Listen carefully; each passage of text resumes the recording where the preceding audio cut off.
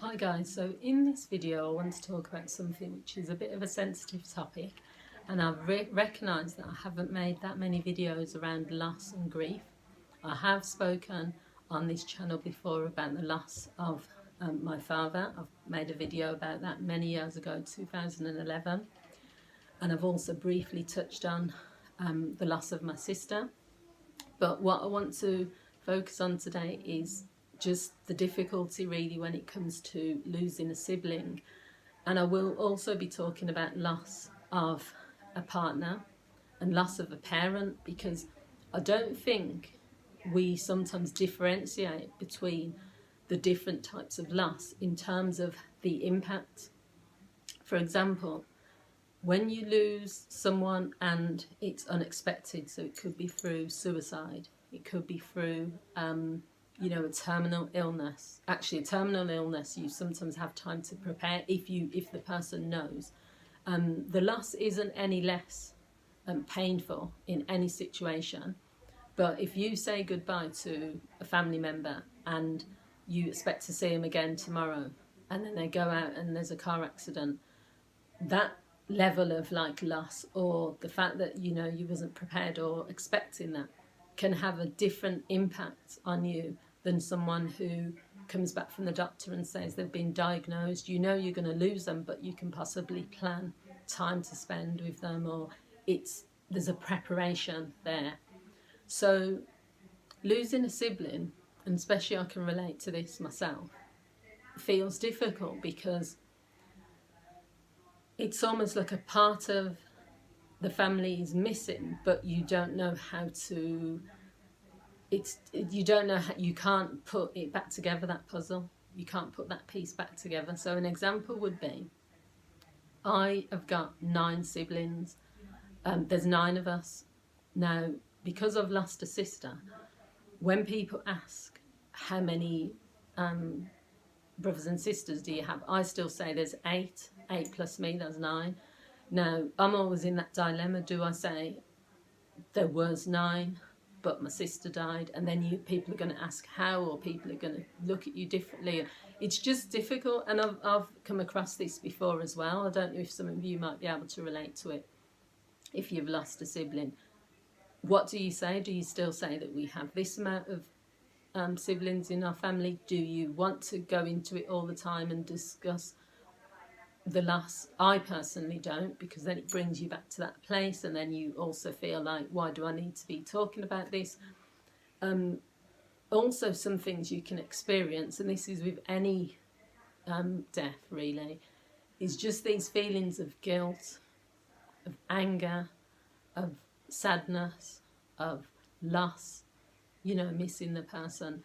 And in the circumstances with my sister and how she died, there was a lot of feelings of guilt of not being there for her, of not being able to save her or rescue her. And especially as a counsellor, and this is the first time I'm sort of speaking about this in this way, as a counsellor working with clients with depression and knowing that my sister was depressed, although I did feel that I did put a lot of strategies in place, not as a counsellor, as a sister. We'd go out, I'd motivate her to go out and go for walks together. We would do these programs because she felt she was overweight, so I'd do a fitness program for her and really celebrate her successes. Overall, I felt a great amount of guilt. I felt guilt for not spending more time with my sister. I felt guilty for being a counsellor and not picking up on certain signs which I felt I should have. And sometimes you have to just say to yourself, it's not helpful to have those feelings of guilt. And every single person I think that has suffered a loss feels guilt and anger, some sadness. Sadness is, understandable. Regrets, maybe you regret doing certain things or saying certain things, and there is no solution or no intervention that anyone can say, well, this will work or that will work. All you can really do is live your life in the way that you feel the lost person would have wanted you to live. So with my dad, sometimes I'll do something and I think my dad would have been proud of that, or what would my dad say in this situation? With my sister, sometimes I'll think my sister would have liked that. I remember, and this is, some people might not find this funny, but when I used to make plans to go to my sister's grave, which I go regularly. I bring flowers, I bring stuff. It's really nice to see that people have gone there and not so water the plants and stuff. So I was going to the gravesite, and my sister kept asking. My sister kept going, "What time are you getting there? What time are you getting there?" And I turned around and I said, "Well, you know, my sister's not going anywhere. You know, the sister who's died." And I just laughed, and I thought that is a joke that my sister who's passed away would have liked. You know, she would have seen the humour, and that's like why I said it. It wasn't in a disrespectful way. And then my other sister started laughing as well. But it's just trying to think of the memories that you have. It's trying to think of, you can't bring the person back, but you can still live with some of the memories of who they were. You can still appreciate that you had them in your life at all. That's how I see it. Sometimes I think, I'm glad that this person was my sister. I'm glad that that was my dad. I'm glad that I got to spend time with them. I'm glad of the memories that I do have. I'm glad I can share stories. So also, it can really be difficult at special occasions like the birthdays, Christmases. What you can do in those situations is to think of a way that you can still celebrate your lost one, you know, your loved one who's no longer here, how you can celebrate that. There might be a particular game they used to love, so you can play that at Christmas. There may be a particular thing they used to do, so, you know, you could probably join in with that. There's loads of ways that you can still celebrate and appreciate someone who's no longer here. It doesn't always have to be, you'll never feel completely possibly settled, or you'll never get to a point in life where the grief or the loss, you don't feel it. But as long as you're alive, I feel that it's worth, you know, attempting to live your life and to, you know, move forward in a certain sense. Because the way that I was during the initial grief of both my father and my sister, compared to probably 6 months later and then a year later, I didn't even feel at that time that I'd ever feel able to, not even to talk about it, to even be where I am.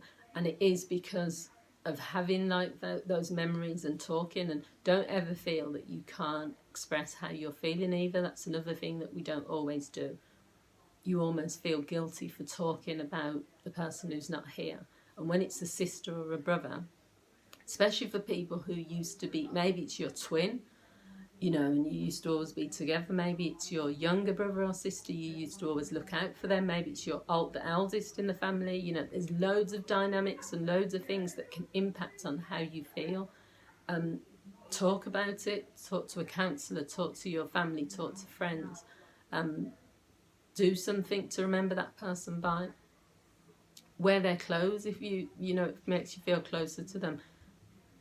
Set off like a balloon, or do anything that will make you feel not better, because it's not about feeling better, just to help you reconnect with the person to a certain degree. You know, they're never going to be back again, but you've always got the memories. So I hope you found this video useful. Please feel free to share it if you feel that someone else will benefit from watching this video. Please feel free to leave any comments that you may have, and also to like the video if you found it interesting. Thank you for watching, and I'll see you all again soon. Take care. Bye.